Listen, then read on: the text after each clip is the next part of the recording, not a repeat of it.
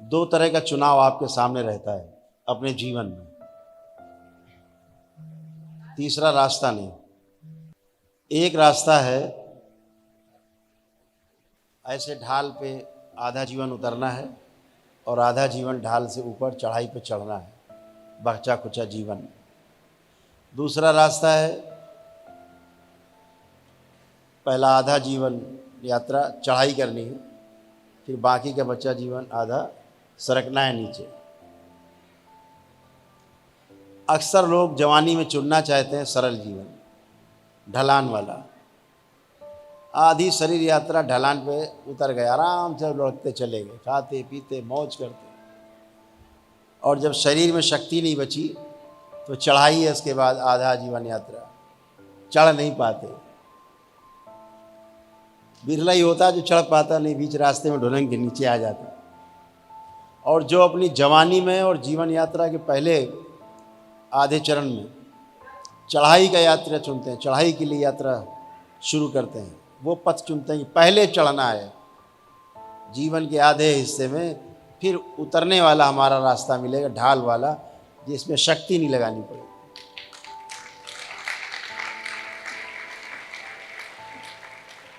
यहाँ हम देख रहे हैं इसमें वही लोग ज़्यादा हैं जो चढ़ना चाहते हैं।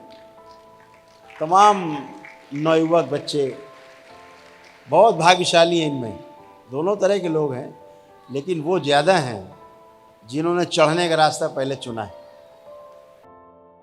चढ़ाई का रास्ता पहले चुना। आधा जो भाग होगा वो काफ़ी सुगम होगा। फिर जैसे आदमी सोचता ना कि पहले खूब कमा लें, अच्छे से पैसा जमा कर लें, बुढ़ापा आराम से कटेगा, तो खूब श्रम करता है, खूब श्रम करता है। कुछ होता है कि खूब धान ने रखा है, माता पिता ने दिया हुआ है, अरे पहले मौज करते खाते, जब नहीं होगा तब देखा जाएगा, बेचारे फंस जाते हैं। तो आप सब बहुत सौभाग्यशाली हैं, परम सौभाग्यशाली हैं, जिन्होंने अपनी जवानी में जीवन यात्रा आदि होने के पहले ही इस रास्ते को चुना है कि पहले चढ़ाई चढ़ेंगे, प्रयास करेंगे, सारा श्रम करेंगे, सारे उपक्रम करेंगे, सारे हम पराक्रम करेंगे और फिर हासिल करेंगे। उसके बाद ढलान वाले यात्रा पे आराम से चलेंगे। जब हमने ये आश्रम बनाना शुरू किया था तो हमारे मित्र लोग कहते थे, हमारे जो साधक मित्र थे वो भी कहते थे, क्या पागलपन है, अरे फैक्ट्री लगाते, मिल लगाते, कोई बड़ा कारखाना लगाते, अभी से आश्रम, अभी तो ठीक से जवानी भी नहीं आई, अभी आश्रम, पागल है। जब आपको आपके चलते हुए रास्ते में अगल बगल वाले खड़े लोग बोलने लगे पागल जा रहा है, समझ लेना बिल्कुल सही रास्ते पे जा रहे हो, एकदम सही रास्ता। ये अनुभव है मेरा निजी। जिस रास्ते पर चले और लोग कह रहे पागलपन है इसका, पागल है ये, बस समझो एकदम सटीक रास्ता, और गति पकड़ लो और स्पीड बढ़ा लो।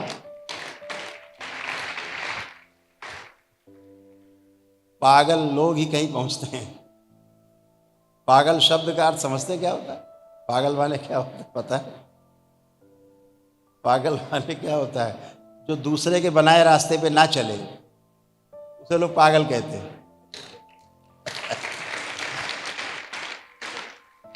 जो अपना रास्ता खुद बनाता है उसकी गिनती महापागलों में होती है, और बाद में लोग उसी पागल के बनाए रास्ते पे चलते हैं।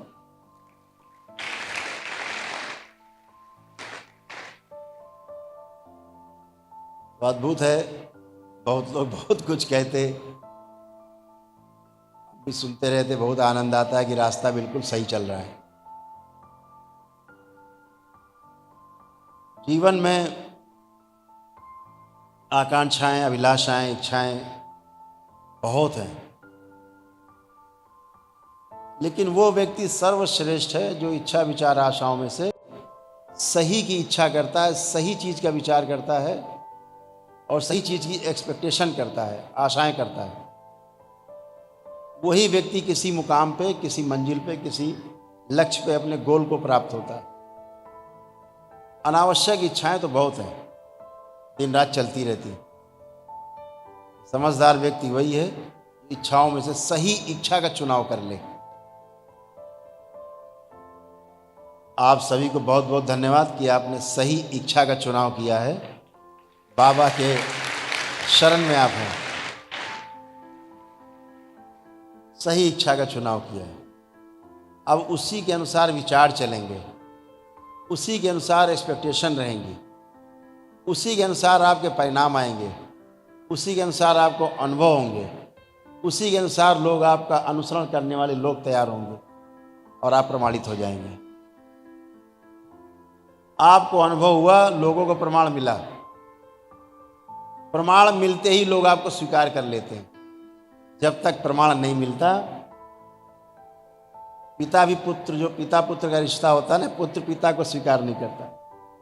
तो प्रमाण मिल जाता है पिता से, वाकई में मेरा संरक्षक है और वाकई में मेरा पिता है, वात्सल्य इसका मुझे पूरा मिलता है, मेरे रहने खाने का, मेरे जो प्रगति का, मेरे जो हमारे एक्सपेक्टेशन को पूरा करने में मेरा ये ध्यान रखता है। पिता का मतलब पालने वाला। तो विश्वास होता है कि वाकई में मेरा पिता। तो जो सही की इच्छा आपने की उसके लिए आप सभी को वाकई में बहुत बहुत बधाई, बहुत शुभकामनाएं कि आप सही इच्छा का चुनाव किया आपने। और अभी तो मंत्र दीक्षा का पड़ाव है, इसके आगे फिर तंत्र दीक्षाएं, उसके 21 सोपान हैं। 5 में मंत्र दीक्षा होती, बाकी के 16 जो है वो यंत्र काम करता है। तो मंत्र भी हो गया, तंत्र भी हो गया और फिर यंत्र काम करता है। उसके बाद जो इच्छा करी हो मन माही, प्रभु कृपा कुछ दुर्लभ बनाए। इच्छा से चलता है, ये पूरी सृष्टि इच्छा पर आधारित है, संकल्प पे आधारित है। आप देखते हो जब एक आप इच्छा करते हो, कोई आप एक इच्छा करते हो, पीछे स्मृतियों का पिटारा खुल जाता है। जैसे आपने सोचा केवल कि अभी जो है मैं नमकीन खानी है, एक विचार आया नमकीन खानी, उसके बाद दूसरा आएगा कौन सी नमकीन, पिटारा खुला। अब स्मृति का पिटारा खुला, कभी किसी कंपनी की खाई होगी, कभी किसी कंपनी की खाई होगी, कभी किसी दुकान वाले की नमकीन खाई होगी। ध्यान आएगा उसका, नहीं वो तो काफ़ी दूर है, तो पास में कौन है, तो ये है। ऐसे तमाम विचार चलने लगेंगे। इच्छा के चारों ओर विचारों का एक चलने लगता है सर्कस चारों ओर। जो विचार चलने लगते हैं उसके अनुसार आपको अंदर आस्वादन आने लगते हैं। इसकी खाई थी, ये वाला स्वाद है, नहीं ये वाला मिलता है, ये वाला स्वाद ज़्यादा अच्छा है। आस्वादन चलता मन में। तो इच्छा विचार आशाएं आपके चित्त में, आपके वृत्ति में, आपके मन में घूमती रहती। और इन तीनों में जब चयन होता है तो बुद्धि इसका चयन करती है। इसका चयन बुद्धि करती है बाद में, कौन सा ठीक है, चलो कोई बात नहीं, वो दूर है कोई बात नहीं, ये पास में ये वाला ले आओ, इससे खा लेते हैं, आज यही खा के चला। लेकिन आपका जितना भी चुनाव है वो आपके पिछली स्मृतियों के आधार पर है। फला दुकान की नमकीन आई थी, बहुत खराब थी, वहां से मत लाना, स्मृति पड़ी पीछे। शादी का एक कार्ड आता है, फला के यहाँ शादी जाना है, आप कार्ड देखते हो, अच्छा अरे बकवास आदमी है ये, खुल गया पिटारा पीछे। स्मृतियों का पिटारा खुला, इसने ये गड़बड़ किया था, इसने वो गड़बड़ किया था, इसने ऐसा किया था, इसने वैसा किया था, अरे इसके यहाँ नहीं जाना, टाइम फालतू नहीं, व्यवहार भिजवा दो, जाओ मत। किसी अन्य का कार्ड आता है, प्रिय है, आपका स्मृति खुलता है पिटारा, अरे ये तो हमारे बहुत क्लोज है, हमारी फलां जगह मदद की थी, हमेशा हमारे साथ खड़े रहे, हमेशा हमारे साथ में रहे और बहुत अच्छे आदमी हैं, लोगों की मदद करते हैं, सज्जन आदमी है, हाँ इसके यहाँ जाना है। कैसे चुनाव किया, पीछे पड़ी हैं स्मृतियाँ। आप अपनी स्मृतियों के आधार पर ही चुनाव करते हैं। ध्यान रखो, ये जो मंत्र दीक्षा आप ग्रहण करने जा रहे हो ये अनायास नहीं है, इसके पीछे भी स्मृतियाँ पड़ी थी आपके पूर्व जन्मों की, जिसके आधार पे आपने चयन और आस्वादन के आधार पर चुनाव किया है कि बाबा से मंत्र दीक्षा लेके बाबा के शिष्य बनना है। बिना स्मृतियों के कुछ भी नहीं, स्मृतियों के आधार पर ही हम चुनाव करते हैं। कोई भी चुनाव, अच्छा हो या बुरा हो, चुनाव हमारा स्मृतियों के आधार पर है, दूसरा कोई रास्ता नहीं। स्मृतियां हमारे जीने का आधार हैं। स्मृतियां हमारे जीवन यात्रा को सुगम भी बनाती हैं और दुर्गम भी बना देती हैं। स्मृतियां हमें अच्छा भी रखती हैं, स्मृतियां हमें खराब भी कर देती हैं। स्मृतियां अच्छा स्वास्थ्य देती हैं और स्मृतियां खराब बीमारी भी देती हैं। तो स्मृतियों के आधार पर आपने चुनाव किया है कि हमें अब बाबा के भक्त से बाबा का शिष्य बनना है। दरवाज़ा आपका खुला, आपका रास्ता खुला और बाबा के आलिंगन में आप सब एक साथ समाये हुए हो अपनी अपनी स्मृतियों के आधार पर। तो आप सभी का बहुत बहुत पुनः स्वागत। इस निर्णय में दरबार आपके साथ है, जिसलिए आपने मनुष्य योनि में जन्म लिया, उसमें आपका स्वागत है। और सभी को शुभकामनाएं कि आप आगे बढ़ सकें, जिसके लिए आपने जन्म लिया है, और आगे जा सकें, तंत्र दीक्षा में भी जा सकें और 21 लेवल तक आप उसको पार कर सकें और पूर्ण हो सकें। जैसे कि बाबा पूर्ण गुरु के सानिध्य में ही, जैसे बाबा हैं माँ हैं, तो पूर्ण गुरु के सानिध्य में ही आप पूर्ण हो सकते हैं। अन्यथा पूर्ण होने का कोई उपाय संसार में उपलब्ध नहीं है, अपूर्णता ही रहेगी। हर व्यक्ति, हर संगठन, हर समुदाय, राष्ट्र और सारे संगठन मिलकर कुछ ना कुछ अच्छे अच्छे काम कर रहे हैं। सबका शुभ करने का ही लक्ष्य है, शुभ करना ही सबका लक्ष्य है। ये अशुभ कहां से हो जाता है? हर साल रावण मारा जाता है, फिर पूरे साल रावण जिंदा कैसे रहता है? आवश्यकता उस रावण को जलाने की नहीं है जिसे आप मनोरंजन के रूप में जलाते हैं, तो वो केवल मनोरंजन ही रह जाता है, उसके पीछे दिखता कुछ नहीं। असल में जो आवश्यकता है वो सबसे बड़ी ये है, जो रावण बन के बैठे उन्हें ही नहीं पता कि वो रावण है, उन्हें नहीं पता है। रावण को भी नहीं पता था कि वो रावण है। अगर ये पता होता कि इतनी बदनामी मिलेगी रावण को, तो सीता हरण ही नहीं करते बेचारे। वो सीता हरण नहीं करते। हर आदमी हर काम को अच्छा मान के करता है। ये मनुष्य जाति की सबसे बड़ी एक, कह लीजिए कि बीमारी कह लो, और चाहे उसकी आदत कह लो। चोर भी चोरी करता तो जस्टिफाई किए रहता है उसको, इसके यहाँ चोरी करेंगे, इसने सबका माल मारा है, बहुत इसने चूसा है लोगों को, इसी के यहाँ चोरी करते हैं, जस्टिफाई किए हुए कि ये आदमी डकैती डालता सबके यहाँ, इसके हम चोरी करेंगे, तो इसके यहाँ चोरी करना अपराध नहीं है। अपने अपने हिसाब से जस्टिफाई किए रहता है। ये जो जस्टिफिकेशन है कहाँ से आता है? ये परिस्थितियाँ नहीं है जो जस्टिफाई करता है आदमी, ये स्मृतियाँ हैं जिसके आधार पे आदमी अपने आप को जस्टिफाई किए रहता है। गलत को भी सही मान के गलत काम करता रहता है, जीवन भर गलत काम करता है और सही मान के करता है। ऐसा कोई आदमी नहीं मिला हमें आज तक जो गलत काम को गलत मान के करता रहा हो, कर ही नहीं सकता। गलत काम को सही मान के करना ये मनुष्य का स्वभाव बन गया है, जबकि मनुष्य का स्वभाव ये बिल्कुल भी नहीं है। मनुष्य का स्वभाव है सही को मानना, मान करके जांचना और जांच करके अपने आचरण में लाना। आ ही जाएगा आचरण में, जांचता है, असली स्वभाव तो ये है। लेकिन स्मृतियाँ उसको जांचने नहीं देती, स्मृतियाँ उनको सही का ज्ञान नहीं होने देती, फिर आदमी गलत ही करता रहता है। मेरे सामने कितने लोग रोज आते हैं, पति पत्नी झगड़ा करते हुए आते हैं, माता पिता बच्चों में तनाव देखते सामने रहते हैं, कैसे कैसे जीते हैं लोग, जी नहीं पाते। आप सब उन चीज़ों से निकल के आए हैं। जैसे स्मृतियाँ नष्ट होती हैं, आपसे अच्छा बच्चा कोई नहीं, आपसे अच्छा माता पिता कोई नहीं, आपसे अच्छा पति पत्नी कोई नहीं। तो सारी स्मृतियों के आदमी दास हैं, स्मृतियों के कारण ही हम, खराब स्मृतियों के कारण, जो खराब स्मृतियां हैं उनके कारण हम समस्या में ग्रस्त रहते हैं और उल्टे सीधे काम करते रहते हैं और गलत को सही मान के करते रहते हैं। जिस दिन ये स्मृतियां नष्ट होती हैं और आप होते हो सिर्फ, तो आप डिसीजन ले पाते हो कि नहीं ये सही है और ये गलत है।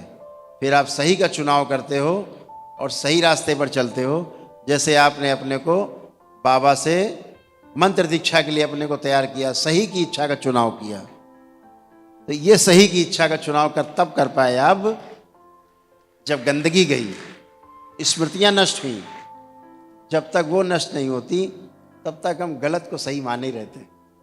अरे चलो देखा जाएगा, अभी बहुत उम्र लंबी पड़ी है, ऐसे कर करके बहुत लोग समय काट देते हैं।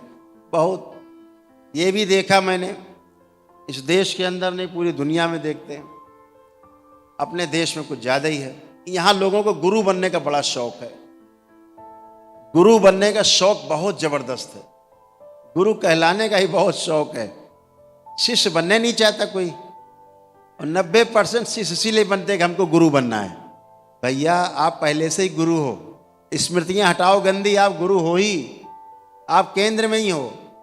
जब तक स्मृतियां रहती हैं आप परिधि पर नाचते रहते हैं, बार बार परिधि पर नाचने वाला शिष्य है, केंद्र में पहुंच जाने वाला गुरु है। तो आप तो पहले से गुरु हो। गुरु बनना नहीं है, गुरु तो होना है। गुरु एक बार होना घटना है, गुरु बनता थोड़ा ना है कोई, ना गुरु बन सकता है कोई, ना गुरु बना सकता है। गुरु तो होता है, गुरु होना है, गुरु एक घटना है होना। गुरु बनने का कोई चांस नहीं है। जहां गुरु बनने का प्रयास किया फंसे, पता लगा शिष्य भी नहीं बचे। मैं बहुत देखता हूं दरबार से 2-4 नाम आते रहते हैं, ये नाम आते रहते, गुरु जी वो आप ही की तरह बिल्कुल दंड लेके बैठ रहा है, आजकल छड़ी लेके घुमा रहा है। अब कहते बहुत अच्छा कर रहा, वो पहले ही गुरु बन गया है, बने बनाया गुरु था पहले से ही, उसको केवल नकल करनी। बहुत लोग करते हैं दरबार की नकल, आप देखो तमाम यूट्यूब पे कैसे लोग नकल करते हैं दरबार की बहुत नकल करते हैं।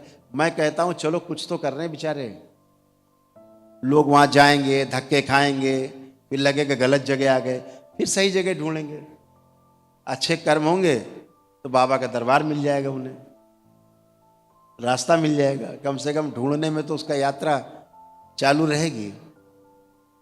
तो हमेशा ध्यान रखो, बोलते क्या आधे जल गगरी छलकत जाए,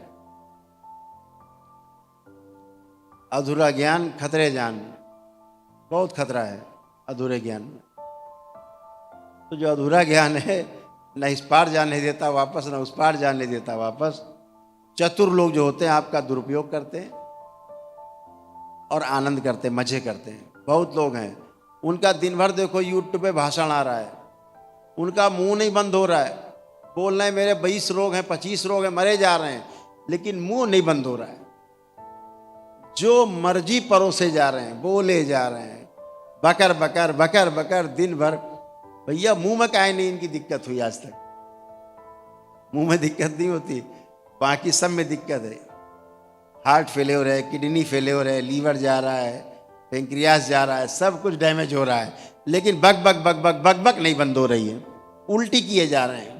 और लोग ताली बजाए जा रहे हैं, क्योंकि ताली बजाने वाले खाली बैठे हैं, उनका काम ताली बजाना है। कुछ भी बोले। एक हम कथा सुनते थे, एक यहाँ जेके मंदिर है, वो जरा सी कोई बात बोलते थे, जरा सी एक लाइन बोले तो ऐसा ऐसा हुआ, राधे राधे राधे राधे राधे राधे, बीच में बोले, चिल्ला रहे लोग। फिर वहां गए, राधे राधे राधे। नहीं भैया, उनको बात तो करने दो यार पूरी, हर बात पे राधे। तो कुछ लोग है वो साथ में ढोल के साथ मजीरा बजता ना, बगैर मजीरा के ढोल भी काम नहीं आता, मजीरा चंग चंग चंग चंग चंग कैसे ही बज रहा है। एक सुनने जाते थे, उनका कोई बात कर रहे हैं तो हर चीज में तकिया कलाम है। तकिया कलाम सुना है कैसे होता है? तकिया कलाम मालूम क्या होता है? नहीं। तकिया कलाम ऐसे होता है, हमारे एक मिलने वाले मित्र जो अक्सर आते थे तो उनकी हर बातचीत में होता था, हम वहां गए थे, समझे, मतलब है जो कि फिर हमको मिल गए, मतलब है जो कि, और फिर बात हुई, चाय पिलाई, बड़ा मजा आया, मतलब है जो कि। तो उनका जो मतलब है जो कि जो है हर वाक्य में 2-3 बार आता था। तो हमने उनसे 1-2 बार टूका, अरे भैया ये जो मतलब है जो कि अगर हटा दो तो उसकी जगह और कुछ भी आ सकता है। तो बड़े बेचारे नाराज हो गए हमसे, बोले हम तो कुछ बोलते नहीं ऐसा। अच्छा, हमने कहा तो ठीक है, बेहोशी में बोल रहे हैं। वो कह रहे हैं हम तो बोलते ही नहीं, बस बेहोशी में बोले जा रहे हैं। तो मतलब है जो कि एक सज्जन आते थे, बोलते थे देखो, हैं हम वहां चले गए, देखो, हैं वहां मिला, बातें नहीं किया, देखो। तो अब उनकी तरफ देखो, बार बार बार बार देखे क्या दिखा रहे हैं, लेकिन उनका बेहोशी में बोल रहे हैं, देखो। एक हमारे पड़ोस में एक बुआ रहती थी, क्या नाम था, राम श्री बुआ थी। तो महिलाओं से उनको हम बात करते, छोटे थे, सुनते थे। तो कहती थी, बहनी कहो हाँ हाँ। तो हम सोचते थे कि सामने वाला हाँ तो कर ही नहीं रहा। तो हर बातें बोलती थी, देखो काल तुम्हारा कुत्ता जो है हमारी चप्पल चुरा ले गया, कहो हाँ। हम सवेरे उठे, देखा चारपाई के नीचे हमारी चप्पल नहीं थी, कहो हाँ।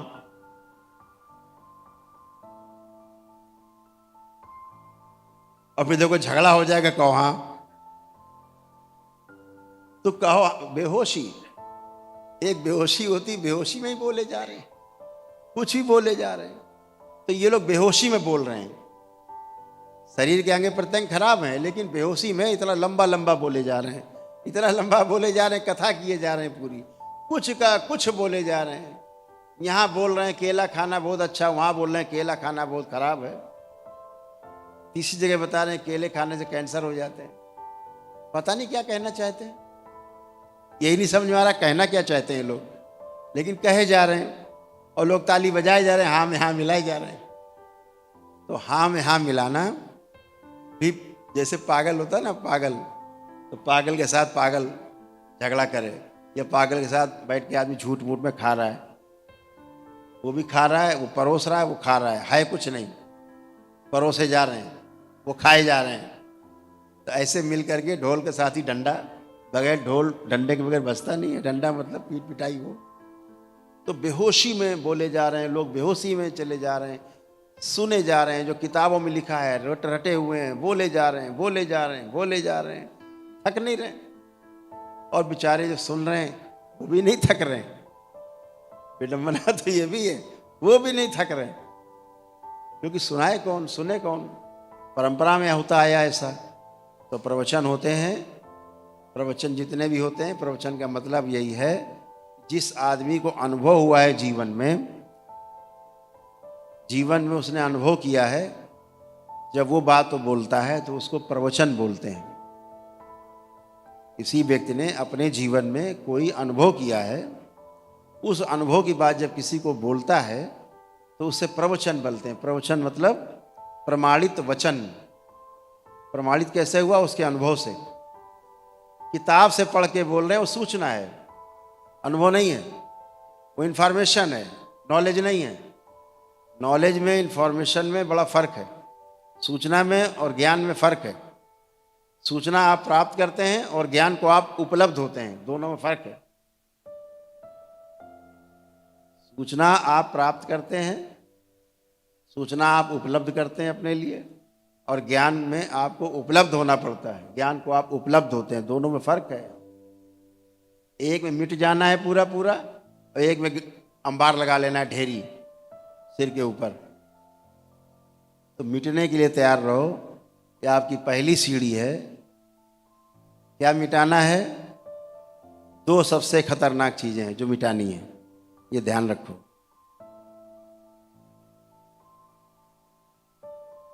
दो चीजें सबसे खतरनाक हैं इस संसार में। कल हम बच्चों से चर्चा कर रहे थे।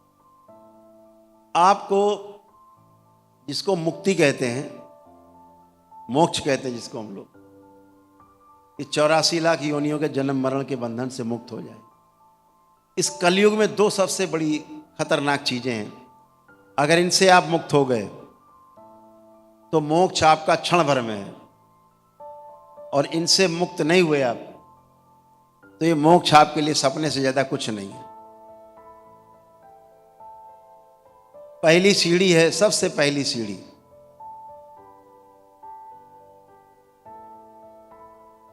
वो सीढ़ी है मोह की, मोह। और दूसरी जो सीढ़ी है उसका नाम है अहंकार।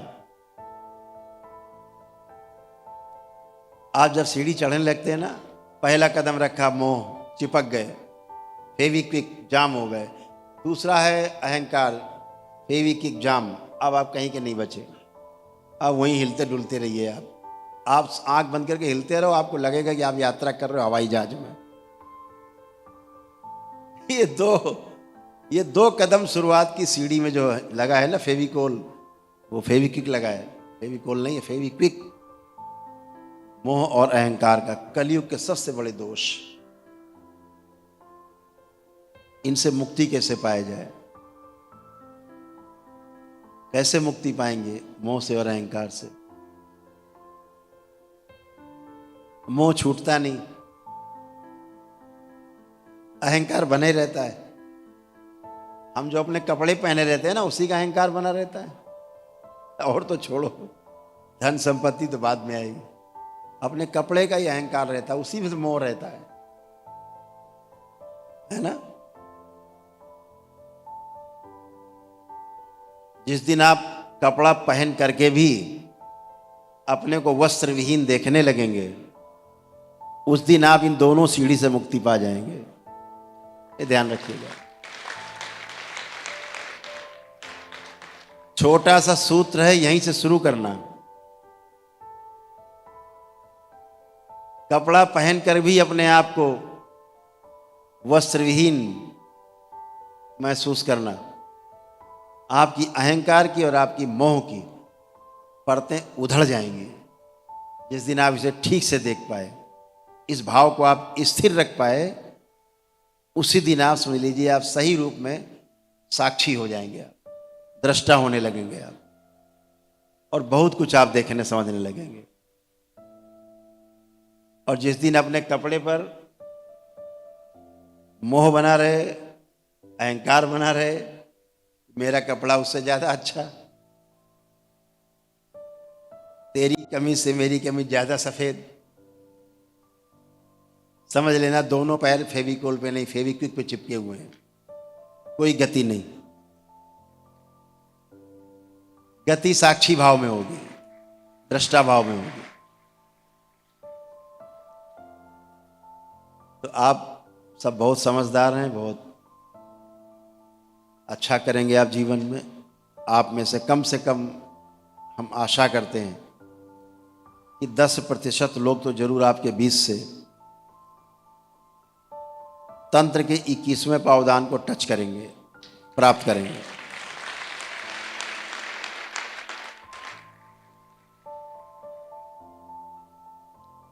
सारा खेल दृष्टि का है, सब दृष्टि का खेल है। बोलते हैं बुजुर्ग लोग, जैसी दृष्टि वैसी सृष्टि। सारा खेल ही दृष्टि का। हमारे इस देश में जितना काम हमारे ऋषि मुनियों ने किया है, उतना किसी ने नहीं किया। उन सब ऋषि मुनियों को हम लोग हृदय से धन्यवाद देते हैं, जिनकी हम संतान हैं, कि उनका ऋण कभी भी चुका नहीं पाएंगे हम, जो उन्होंने हमें इस लायक बनाया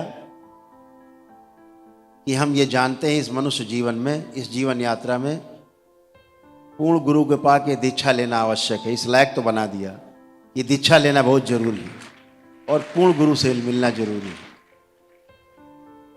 इस लायक तो बना ही दिया हमारे ऋषि मुनियों ने। बाकी सब अपने कर्म के आधार पर, सब आपके कर्मों के अधीन है।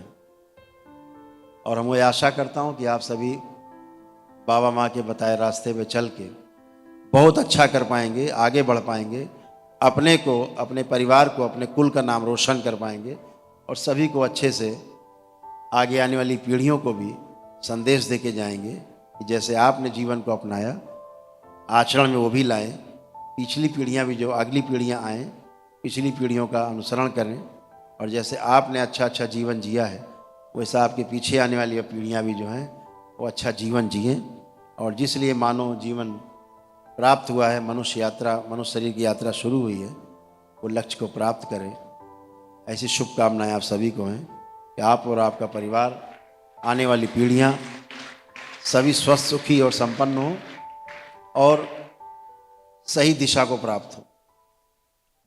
नमस्ते, हर हर महादेव। हमारे करुण शंकर महादेव को कोटि कोटि प्रणाम। यस्याग्रे द्राट द्राट दुट दुट ममलम टन टन टन टन टन टम डम सम डुडम सम डुई डुई चकितम भूपकम भूयनालम तैलम तैलम तु तैलम कुकुकुमम कम कम कम कम कम ध्यायस्य विप्रगाहे सरस्वती सबल पादुवचूरम। देखिए सब, ये हमारे करुण शंकर महादेव है। हमारे महादेव को कोटि कोटि प्रणाम। साथ ही जो बाबा के भक्त यहाँ बैठे हैं उन्हें भी कोटि कोटि प्रणाम। साथ ही जो विदेशों से भक्त आए हैं हमारे बाबा के, उन्हें भी हमारे भारत में सादर आमंत्रण और कोटि कोटि प्रणाम। और साथ ही जो यूट्यूब में हमारे कार्यक्रम देख रहे हैं उन्हें भी कोटि कोटि नमन। मेरा नाम सुप्रिय चौधरी है। मैं शंकर सेना आसाम अध्यक्ष और इंटरनेशनल एस्ट्रोलॉजिकल कॉन्फ्रेंस का एग्जीक्यूटिव बोर्ड मेंबर बोल रहा हूँ। हमारे साथ डॉक्टर अरुण पाल है, जो आनंदमय ज्योतिष महाविद्यालय के प्रिंसिपल, साथ ही इंटरनेशनल एस्ट्रोलॉजिकल कॉन्फ्रेंस के कन्वेनर है। साथ ही अन्य बोर्ड मेंबर्स डॉक्टर दीपामानी तालुकदार और डॉक्टर गौरव राव ही हमारे साथ उपस्थित है। ये एस्ट्रोलॉजिकल कॉन्फ्रेंस हर वर्ष भारत में होता है और इस बार हमारे आसाम प्रदेश के गुवाहाटी में ये कार्यक्रम होगा। ये कार्यक्रम नवंबर 15, 16, 17, 2024 को होगा। इस कार्यक्रम में हमारे भारत के सीएम से लेकर गवर्नर तक सभी आमंत्रित है। साथ ही पूरे दुनिया से अनेकों एस्ट्रोलॉजर्स और प्रसिद्ध महावास्तु स्पेशलिस्ट भी उपस्थित रहेंगे। इस कार्यक्रम में हम अपने बोर्ड मेंबर के साथ हमारे करुण शंकर महादेव को एज ए चीफ गेस्ट वहां में आमंत्रित करने के लिए आए हैं। हम चाहते हैं कि आप हमारे महादेव आसाम आए, हमें एक संदेश दे और साथ ही हमें आशीर्वाद दे कि हम लोग ये कॉन्फ्रेंस बढ़िया से कर पाए और अपने स्मृति महाविज्ञान के से जो आप हम लोगों के कष्ट को टाल रहे हैं, अनेकों ज्योतिषी वहाँ उपस्थित रहेंगे, उन्हें भी आप इस ज्ञान से सबको आशीर्वाद दे और हमारा मार्गदर्शन करें। तो इसी के संदर्भ पे हम अपने इन्विटेशन लेटर आपको देना चाहते हैं कि आप आए हमारे आसाम और हमारे आशीर्वाद दे और हमें अपना मार्गदर्शन प्रदान करें। हर हर महादेव, करुण शंकर महादेव की जय। पूज्य पूर्ण गुरु पंडित श्री राधारमन जी मिश्र की जय। पूज्य गुरु माता कामाख्या की जय।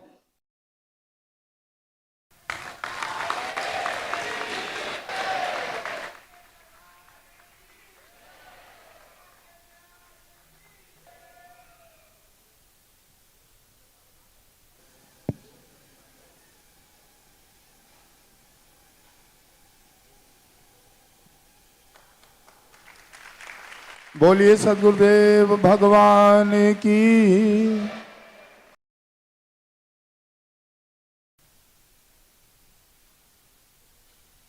बहुत बहुत धन्यवाद डॉक्टर पॉल, सुप्रियो और साथी गण सभी। दरबार आपके इस निमंत्रण को सहर्ष स्वीकार करता है और कोशिश करेंगे कि हम आपके सम्मेलन में जरूर आएं। हम अपने आप को बहुत सौभाग्यशाली समझते हैं कि आपने हमें निमंत्रण दिया। इसके लिए आपको बहुत बहुत धन्यवाद।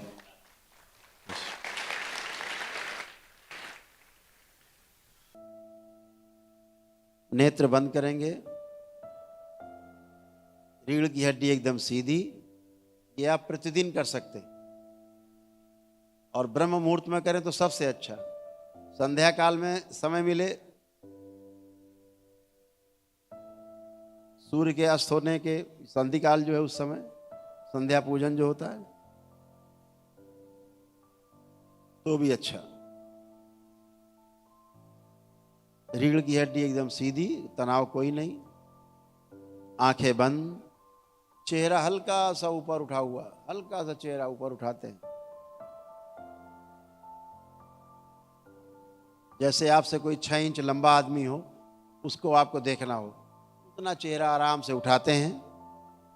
आंखें बंद रखे रखे और चेहरे पे हल्की सी मुस्कान,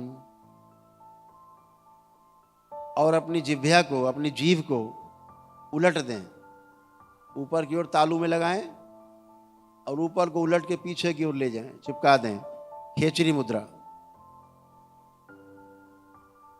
और जो संगीत अभी बजेगा उस संगीत पे आपका पूरा ध्यान रहे। सबसे पहले अपना ध्यान नाभि पे ले जाएं, अपना अपना ध्यान अपनी अपनी नाभि पर ले जाएं।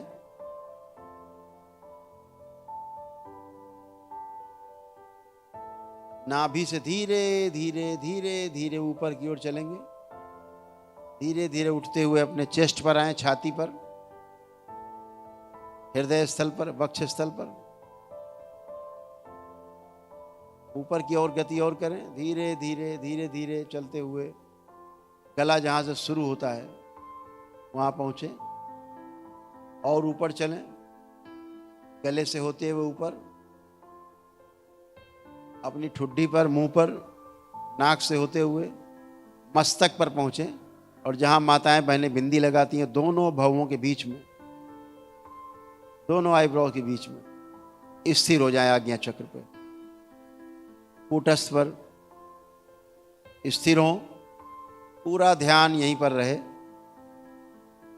जो संगीत बजेगा इस संगीत का आपको पीछा करना है, एकदम जैसा लगे कि संगीत इसी जगह से आज्ञा चक्र से आपके मस्तक के बीच से निकल रहा है। इसको ध्यान से सुनना है, छूटने न पाए, इसको ध्यान रखना है। जैसे संगीत शुरू हो इसके साथ साथ चलना है, इस बात का ध्यान रखना है। ओम। सभी दोष स्तंभित कर दिए जाएं। शिव। इनका भूतकाल का द्वार बंद किया जाए, भविष्य का ही बंद, मां की दृष्टि। शिव। संगीत पर पूरा ध्यान केंद्रित करेंगे।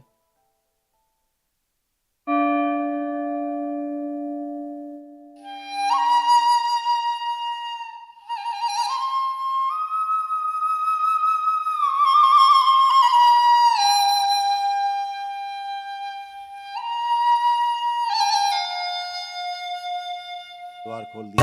da da da da da da da da da dinna ginna ginna ginna da da da da da da dinna ginna da dinna ginna ginna da da din da da da da da dinna ginna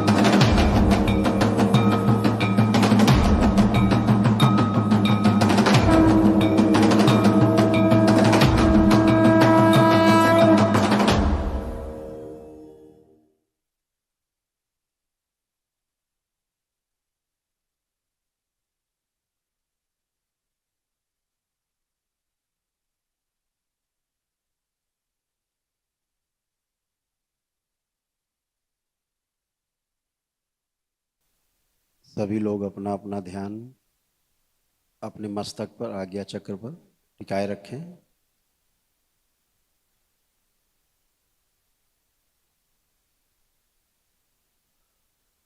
ओम वापस लाए जाएं सभी लोग वापस अपने अपने मूल स्थान पर। सभी लोग वापस अपने मूल स्थान पर स्थिर हो। शिव शुद्ध। सभी दोष सक्रिय कर दीजिए। ग्रंथियां बंद की जाएं। गणेश द्वार खोला कर रखा जाए। ओम 3 बार बोले ओम नमः शिवाय। दोनों हथेलियां आपस में रगड़ें, अपने अपने नेत्रों पर रखें। ऐसे 3 बार करके धीरे धीरे अपने अपने नेत्र खोल दें। सभी लोग प्रेम से बोलिए सद्गुरुदेव भगवान की। ऐसे आप ध्यान अपने घर में भी कर सकते हैं। YouTube में संगीत पड़ा हुआ है, जिसको सुनते हुए आप ध्यान कर सकते हैं। आराम से रोज कर सकते हैं।